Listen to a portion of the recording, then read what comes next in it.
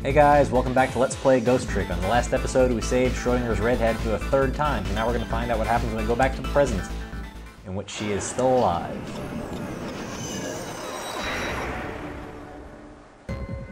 Hooray! She's actually alive this time, as opposed to being dead when we usually arrive on the scene. We might actually get to talk to her. Sissel, are you there? Lynn is talking to me? We do! Hooray! Dialogue with a human being. If you're there, could you say something? If you're not there, I guess I'm just a weird girl who talks to herself. She's surprisingly okay with that. Well, you are kind of a weird girl, whether you talk to yourself or not. Especially after that whole crawling into tight spaces thing from the last episode. Let's, get in touch. You are here, I knew it. I just had that feeling. Shame on you for stepping a foot into a girl's head uninvited. Huh. Anyway. Wait a minute. Don't give me that a ghost doesn't have feet bit. It's not what I was thinking. It's just a figure of speech. Hey, did I say anything? There, that tone. It's that tone of yours that makes me mad. You know, she can read your thoughts in the ghost world. Not saying anything doesn't really stop you. I just thought I'd share some information with you. Oh my god, finally somebody talks straight with us. I'm investigating a case right now. A murder case, and I'm doing it alone. A murder case all by yourself? Yes, well, that's because the case was closed a long time ago. The culprit is already behind bars, forgotten by the world. So why are you looking into it then? Because I think the person's innocent, that's why. Reasonable enough. There's something strange behind the case, some big mystery, I firmly believe that. So anyway, I finally have my memory back. I'm not at liberty to tell you about the case, but if there's anything else you want to know, I'll try to answer what I can. Lynn is my only lead. I would like to ask her about a few things. Here we go. You have your life and your memory back now, so let me ask you again. Who shot me tonight? Yeah, I thought that might be the first thing on your mind. What else would it be? There's a good chance I was shot while I was with you, after all. I'm afraid my memory just isn't clear on that part. It's not clear. I met with you tonight, and then you fell down right in front of me. I think I remember seeing that part. Seeing was red. Maybe sight is important? I don't know. I'm pretty sure you were shot, maybe from somewhere far away. So you didn't see the culprit. Well, we did see a sniper earlier, and he was working in tandem with the other guy that we knew was on the scene. I'm sorry, I wish I could be of more help. But I know I wasn't the one who shot you. Your colleagues seem to think you're a suspect, though. I wanted the information you had for me, so why would I shoot you before I got it? Information, huh? I wonder what info I had for her. And we'll ask her about that, but first... By the way, I see you have a little roommate, and a dog. Kamala, how do you know about her? There was a tiny incident in your apartment a little while ago. Yeah, we kind of wrecked the place. An incident? What kind of incident? What happened? Is Kamala alright? She's fine, thanks to her loyal little friend, Missile. Although I did have a little trouble bringing him back to life. He didn't do anything, he sat there and got shot in the face, just like she did the last time. What in the world is going on? Why would anybody want to hurt Kamala and Missile? You're being targeted by a certain organization. What? Hey, another flashback. I saw them, the people who were calling you their target. So I'm a suspect and a target? Could this night possibly get any worse? Well, it's only chapter 5, you could die a few more times. It does sound pretty rough. Are you sure you'll be okay on your own? Huh? You know what they say, when it rains, it pours. Ever the optimist. Isn't it time you admitted you need me? Need my powers? I'm sorry. I can't cooperate with you. Yes, you saved my life tonight. I'm completely grateful for that. But as a detective, I still can't trust you. That's too bad. Let's find out about the information. That's right, you called the station yesterday and you asked to talk to me. You told me you had an important lead in the case I was working on. Important lead, huh? You said you wanted to meet me and talk to me directly tonight at the junkyard. And you fell for it, even given how fishy it sounds? Well, the detectives in this world aren't really known for their observational powers. You're the last person I want to hear that from, you know? But I just couldn't let it go, no matter how shady it seemed. That's because I'm running out of time. Hey, that's right, you said something was going down tonight. Does that something have to do with the case you're working on? I'm sorry, but I can't talk about it. And here I thought we were getting straight answers for once. I guess not. Oh boy, but I guess I understand. Well, not really. Anyway, we asked everything, so it's time to move on. That little murder machine thing is still spinning away. Maybe there's a bomb in the box. That would be pretty funny. So what are you going to do now? Run, I guess. They'll catch me again if I don't get out of here. And I have to get to the restaurant. I'm worried about Kamila. Yeah, on Dead End Drive, right? Oh yeah, the chicken kitchen. Right. Thanks, Sissel. What about you, Sissel? What are you going to do? I don't know, to tell the truth.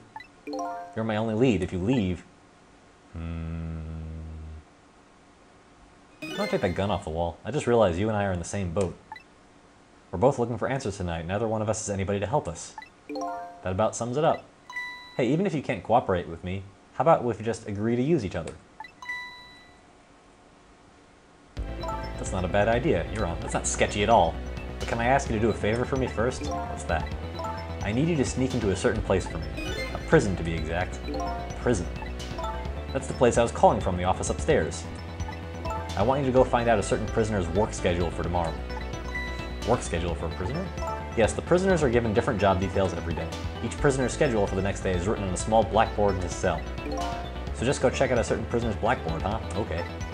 His prison number is D99. If you do that for me, I'll cooperate with you. Okay, you're on. Alright, and down she goes into another crawl space. This is surprisingly spacious for a sewer. See you. But don't die again if you can help it. I'm sure she wasn't really trying the first 3 times.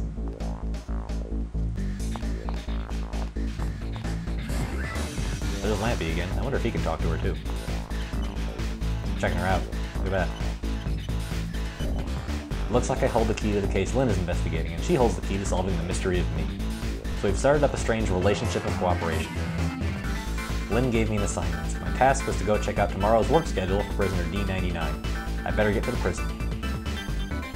Alright, 9:03 p.m. We're doing pretty good. It's only been a couple hours since the game started, so we're really getting somewhere. Lost memories of self, a forgotten murder case. A dead guy and a detective joined forces to find out the truth behind them both. It's your typical buddy cop picture. The detective assigned the dead guy a task, to sneak into the prison and find out a certain prisoner's schedule for tomorrow. What should I care? I don't have a schedule for tomorrow. That's how I'm feeling about it at the moment. Thanks for letting us know, Sizzle. It's not like that hasn't been hanging over our head for the entire game so far. Anyway, trick time. So we finally get to make some use out of this little hoist over here. It's our only ticket back into the upper room where the phone is. Sizzle gives us a nice hint about that, not that we need it right now. It's Pigeon Man and Cop Guy from last chapter. See what they have to say. It's all over. It's all over for me. Lynn, sweet, cute Lynn who shines as bright as the sun ran away on me. And then those detectives matching bookends, blue and green, yelled at me. Jeez, guy. Take a chill pill. Forget about all that, kid. Now you listen to me. Yes, sir. You're bright as the sun, Lynn probably doesn't even know you exist, and those detectives will probably yell at you your whole life. Never mind fretting about every little setback. Enjoy your life. Get what you can out of it. Never mind that your life sucks, apparently. Mister, would you mind just leaving me alone? Yeah, that wasn't really the greatest pep talk in the world. But we don't care, because we're leaving. Let's get the heck out of here. This place is bringing me down. Let's go to the chicken kitchen. No, let's go to the prison, like we were told. Subway, or whatever. And check it out, that guy's got a whole other layer on his card castle. They're clearly working hard tonight. I think they're taking care of them right now. Yeah, man, I'm not looking forward to this. That kind of surprises me coming from you. I didn't know you thought about such things. By the way, that was me being sarcastic. Thanks. 2 hours and then it's time. I guess we should just get back to work. We weren't doing anything yet. Yeah, I guess you're right. All you do is hang out these papers. I think I just build that card castle. He's not building it correctly either. Look, he's putting it on the bottom. The atmosphere sure seems tense. I guess I'll just get back to my work as well. Here's a flashback which we don't need because we just saw it 5 minutes ago. In this same video. How do I get to these cells? I better try to get some information here first. Trick time! Even the game's not going to tell us anything useful. Let's check this memo out. Filters down, just like the work memo from last time. And hey, Bailey, there we go. And I guess we have to click on this. What's the matter? You can't even pin up a memo properly? Let me see this thing. Take prisoner C38 to the telephone room. Hey, we were told to do that, or he was told to do that at 9 o'clock last time. It's 9:06, I think it says, so clearly I forgot to do that. Way to go, Bailey. You already told me that earlier. C38, huh? What did that punk do anyway? You never heard the story about the secret rendezvous case? Ooh, secret rendezvous. C38 was a singer in a band. His group was playing a concert that was being broadcast all over the country live. And right in the middle of their encore, there was a huge incident. Huge incident? What was it, a murder or something? Why isn't that red this time? In a way, it was even worse than a murder because it had to do with National Secrets. Huh? National Secrets? A rock band? I'm lost. The song they were doing was called Secret Rendezvous. But the lyrics C38 was singing were completely different than usual. So how was that a huge incident? See, it's not even red that time. Because the new lyric exposed all the nation's dark, seamy secrets. Budget misappropriations, foreign economic strategies, illicit dealings, everything. He was caught red-handed in the act of leaking national secrets. Seriously? The case sent shockwaves throughout the country. But it doesn't even make any sense in the first place. How would a rock singer know any top secret information? It's a complete mystery. What? Why don't they just ask himself? Maybe they did, but they haven't released anything about it. Apparently it's all a matter of national secrecy. Well, why don't they get the next singer to sing about this one? That's what he thinks about this. How's he gonna remember how to bring the guy to the phone now? He already forgot once. You quit throwing my important duty memos away? Yeah, you tell him. He's obviously listening. Let's do that again.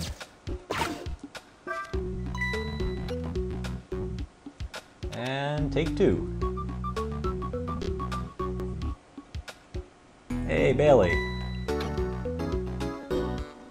Put him again, and try putting, here we go. Inspection Prisoner C-74. We're getting closer to D-99. Prisoner C-74, eh? What did that big whale do anyway? That's not very nice. What a jerk. You didn't know about the Metro Police Department siege case? Metro who, what?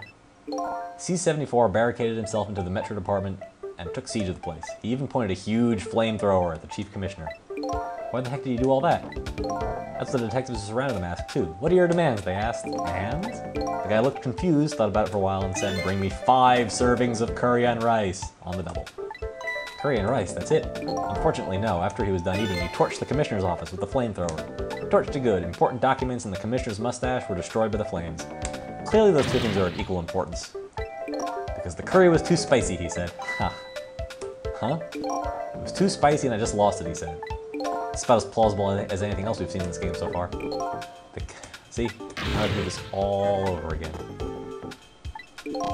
Complete mystery, blah blah blah blah blah blah blah, national secrecy, and crumple it up, and everybody pose. There we go. Just like an action figure. Get your second pose. Nobody cares about your important duty memos. It's not like you do anything anyway. But now there's a third memo. This might actually be important.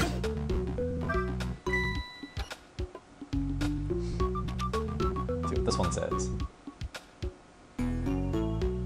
Hey, Bailey. I promise this is all actually mandatory, as repetitive as it seems. Bring dinner to prisoner D-99. There we go. A clue. The chef is preparing it for him right now. Ooh, how fancy. D-99, huh? Even I know about this one. Yeah? Such a sad case. Hard for us, too. He shot his wife, didn't he? Right in front of a family member. Oh, wow. It's pretty hardcore compared to the other two guys. It's not a case of national secrecy. It's just awful. Why in the world did he do it? Why did he do something like that of all people? See, it's in capitals again. Just like when Cabanela said. The motive, everything. All a complete mystery. It's just ridiculous. It doesn't make sense that he would do anything like that. I don't know the details, but apparently this case is a matter. Oh, for God's sake. I don't get it. None of it makes any sense. You do know what kind of prison this is, don't you? It's a special prison, built just for these kinds of special cases. That D-99, who knows what he's thinking or hiding behind that beard of his? Oh boy. I don't like any of it. I knew I couldn't take my job seriously without it getting to me. So the prisoner I'm looking for, D-99, was convicted of murder, eh? And he apparently has a beard. Okay, I don't get why that's red. But we learned everything we need to know from these guys. And we learned about D-99. We got our first clue, and we don't care about his duty memos. So let's see what we can do from here. It's time. Uh-oh. Check out that guy goose-stepping. Go figure. Hey, it's the phone guy. Bailey didn't even bring the guy. Check out those tunes. He doesn't have an amp. How did that even work? Anyway, I thought we found out everything we need to know about Prisoner C-38 and the like.